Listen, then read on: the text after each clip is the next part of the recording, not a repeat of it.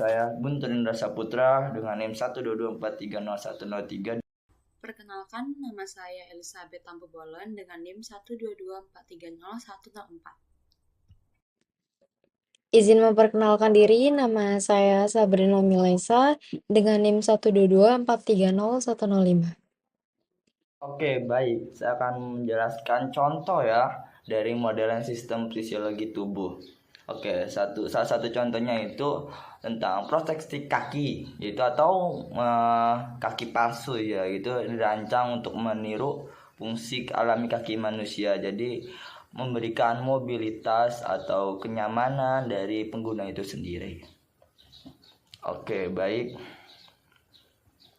Baik, saya ingin menjelaskan itu komponen apa aja sih yang ada gitu ya kan. Pastinya tentu ada komponen-komponen yang harus ada di kaki palsu ini. Yang pertama itu tentang ada socket. Socket itu bagian yang terhubung dengan sisa tungkai, itu memastikan kenyamanan dan kestabilan. Jadi itu yang memastikan kenyamanan dan kestabilan, itu namanya socket. Oke, lanjut. Yang kedua itu ada pylon.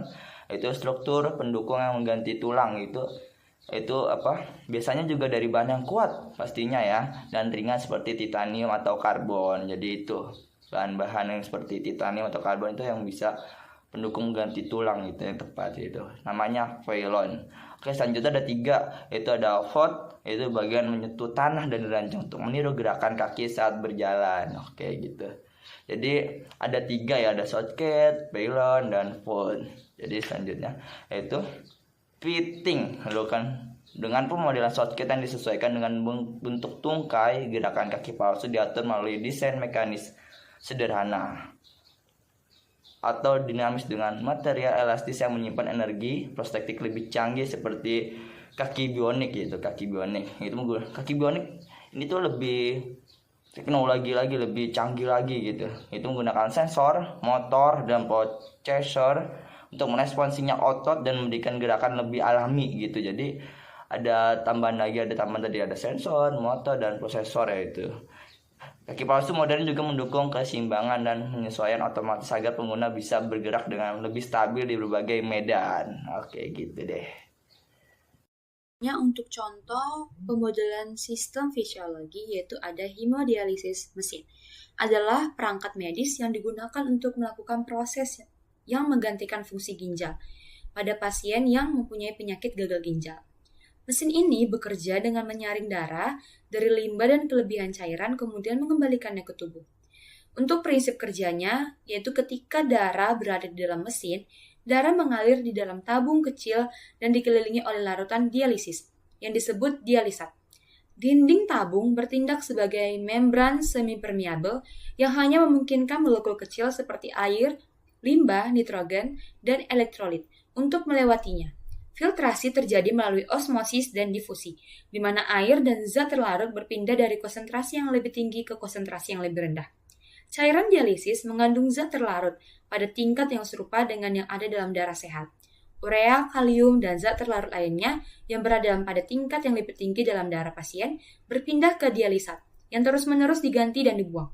Pada saat yang sama, zat lain dapat ditambahkan ke cairan dialisis untuk diberikan kepada pasien. Ini mungkin termasuk biokarbonat untuk mengatur pH darah pasien, erythropoietin untuk mengkompensasi produksinya yang rendah oleh gagal ginjal, dan obat-obatan tertentu. Karena peningkatan risiko pembekuan darah yang terkait dengan kontaknya dengan permukaan asing, antikoagulan seperti heparin biasanya ditambahkan. Komposisi cairan dialisis biasanya ditentukan oleh ahli nefrologi berdasarkan kebutuhan pasien. Hemodialisis biasanya dilakukan sebagai perawatan 4 jam dalam 3 kali seminggu di pusat dialisis. Hemodialisis mesin juga mengontrol tekanan darah dan menjaga keseimbangan elektrolit seperti natrium dan kalium. Teknologi ini sangat penting dalam mendukung pasien gagal ginjal yang tidak dapat menjalani transplantasi ginjal.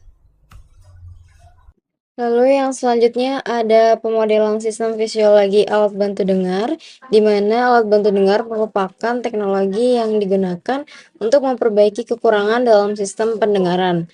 Model alat bantu dengar digunakan untuk merancang dan menguji efektivitas berbagai teknik pengolahan suara.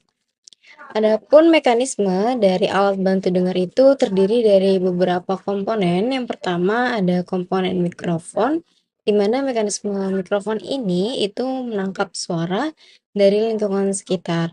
Lalu pemodelannya ini melibatkan simulasi pola tangkapan mikrofon, baik untuk suara di sekitar maupun fokus pada suara dari satu arah atau directionally. Pemodelan ini juga memperhitungkan bagaimana alat bantu dengar mengurangi suara angin atau kebisingan sekitar yang tidak diinginkan.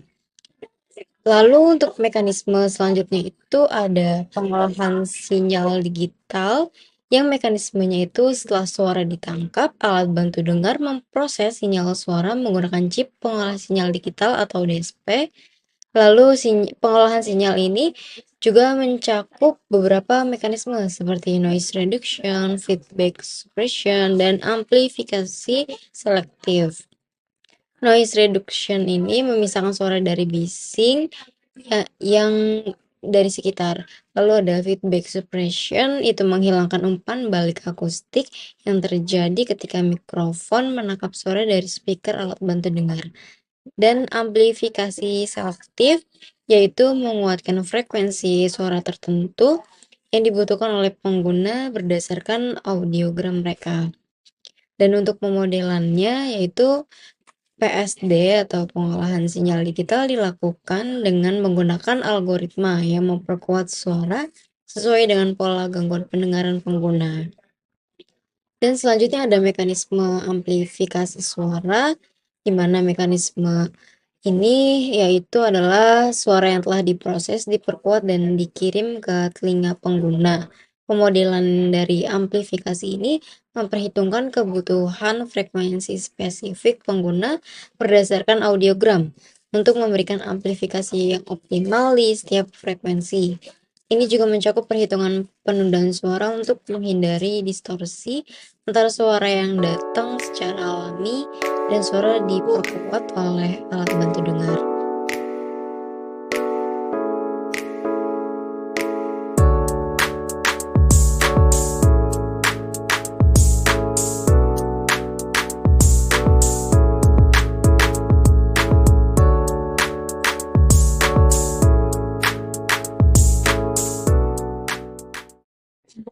Sekian video yang dapat kami sampaikan, kurang lebihnya mohon maaf. Wassalamualaikum warahmatullahi wabarakatuh.